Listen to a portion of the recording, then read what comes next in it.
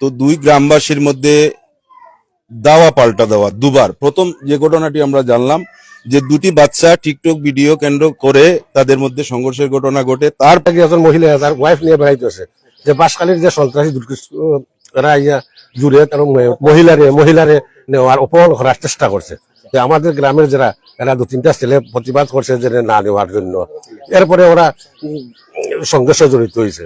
এরপরে আমার ভাই যে মারা গেছে নিহত, গ্রামের যারা ছোট ছোট শুনিয়া গেছে আগে যেন ওখানে সমাধান করা যায় গিয়ে পক্ষরে 40 মধ্যে করছে। এরপরেও এটা কোনো দমাইতে পারে নাই। এরপরে যেন কিছু কিছু লোক আমাদের হয়ে গেছে, যাওয়ার পরে বাঁশখালীর মাইকে তারা অ্যালাউন্স দিয়া দেশীয় অস্ত্র অনেক হাজার 1200 লোক আইয়া আমাদের গ্রামের মানুষের অন্যায় অত্যাচার করছে। এবং আমার ভাই যে সাইফুল মারা গেছে তারা সুলফি জাটা রামদা ওই দিয়া কুপাইছে। এটা তো আপনারাও দেখছেন। বাঁশখালা এটা সন্ত্রাসী মুক্তির যাও। যেবা যারা যে আসলা এই সময় আসলে মহিলা যারা যে এই মাইটটা তৈরি হয়েছে, এই মহিলাদের বাড়ি কোন জায়গা?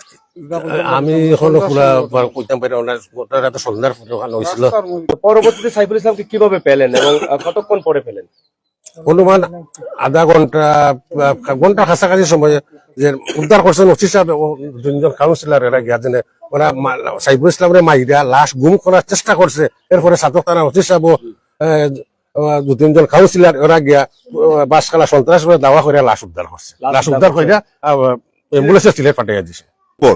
ঘটনার দিন এসার পর আবার বাঁশখালা এবং মুক্তিগাঁও গ্রামবাসী সংঘর্ষে জড়িয়ে পড়েন এবং এই সংঘর্ষের ঘটনার পর উভয় পক্ষই যখন থানা পুলিশের মধ্যস্থতায় হস্তক্ষেপে যখন একটা শৃঙ্খলা ফিরে এসেছিল, তারপর তারা মুক্তিগাঁও গ্রামবাসীর যে নিহত সাইফুল ওনাকে খুঁজে পাচ্ছিলেন না, ওনাকে খোঁজা শুরু করেন। তার সেই মুহূর্তে থানা পুলিশও সকলের সহযোগিতায় তার লাশ তাকে জীবিত উদ্ধার করা হয় এবং অ্যাম্বুলেন্সে করে সিলেট উসমানী মেডিকেল কলেজ পাঠানো হয় এবং সেখানে যাওয়ার পর তাকে মৃত ঘোষণা করেন চিকিৎসক।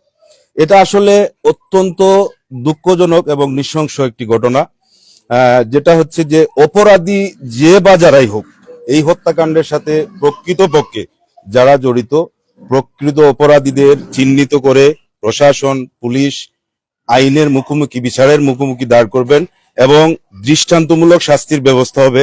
এটাই সাধারণ মানুষের প্রত্যাশা, ভুক্তভোগী পরিবারের দাবি।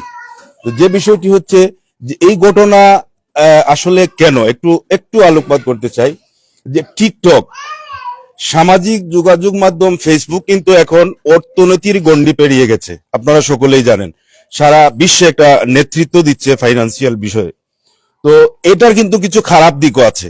আজকের যে এই যে একজন প্রবাসী তিনি দেশে এসেছিলেন, ছুটিতে এসেছিলেন এবং তার 2টি বাচ্চা শিশু বাচ্চা রয়েছে, এই যে তারা এতিম হয়ে গেল, বাবাকে হারালো, এই সমস্ত শুধু এই ঘটনা নয়, সমাজে আরো বিভিন্ন ঘটনা ঘটে। এই ঘটনাগুলার বেশিরভাগ কিন্তু নেপথ্যে আমরা যেটা জানি সোশ্যাল মিডিয়ার বদৌলতে, পত্রপত্রিকার বদৌলতে, এটা কিন্তু ওই যে টিকটক, এই সামাজিক যোগাযোগ মাধ্যমে আমাদের সন্তানরা যে অপব্যবহার করছে, এর জন্য কিন্তু অভিভাবক হিসাবে আমরা কিন্তু দায়িত্বহীনতার পরিচয় দিচ্ছি। আমাদেরকে এই বিষয়গুলো সচেতন হতে হবে।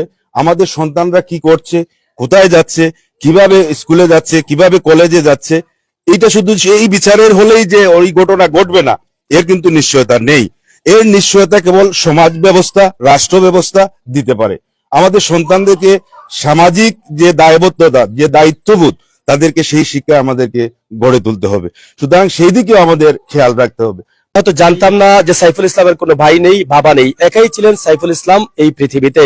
কিন্তু সেই সাইফুল ইসলাম মারা গেলেন, রেখে গেলেন 2টি শিশু সন্তান বাচ্চা, রেখে গেছেন গর্ভধারিণী বয়স্ক মা এবং রেখে গেছেন তার অল্প বয়সের স্ত্রী। কিন্তু কিভাবে চলবেন?